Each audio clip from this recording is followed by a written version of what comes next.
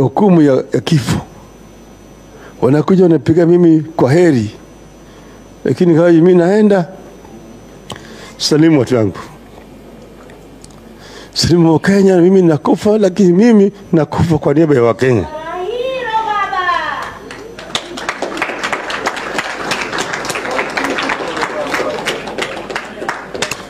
Kwa hivyo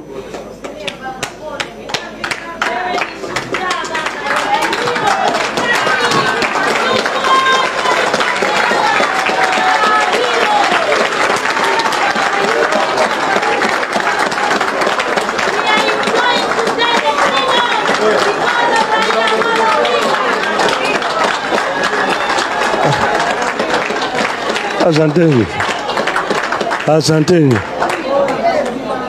Poleni sana. Nakuwa na uchungu ukikumbuka mtu tulikuwa pamoja anakuambia kwamba mimi sitakuona tena. Anatoka pale anapeleka kule na nyongwa. Kwa hivyo saa nyingine mkana sisi tunakuwa na hasira sababu kuna sababu. Wengine waandishi wa habari hawaelewi. Manake wao hawajaona mambo kama yale. Lakini hii harakati ya ukombozi imetoka mbali. Wengine ambao wamechangia hakuweza kuja kuona pale tumefika. Hii katiba mpya haikuja kwa urahisi. Katiba ambayo mnaona hii imechukua muda. Watu wamekufa kuleta hii katiba. Wengine waweza kumbuka tulipokuwa kule Bomas wa Kenya, tulikuwa na mwenyekiti alikuwa anaitwa Odhiambo Mbai. Ndiye alikuwa anasimamia kamati ya ugatuzi, kamati ya katiba ya ugatuzi.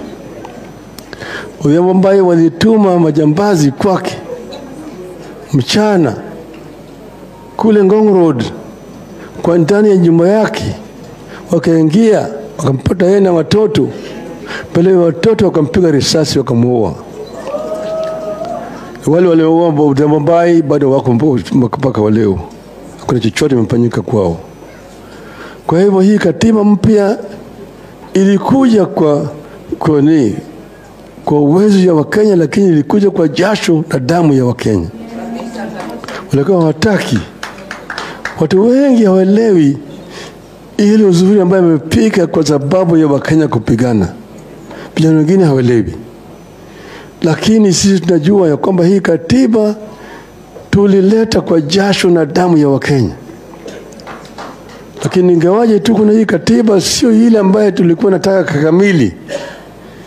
Iko kazi ambayo bado inabaki ifanyike ndio tupate ile katiba kamili vile tunataka. Sasa ni sababu chombo tuko naye ni chama ambayo inawezesha sisi kupata yale ambayo tunataka yote.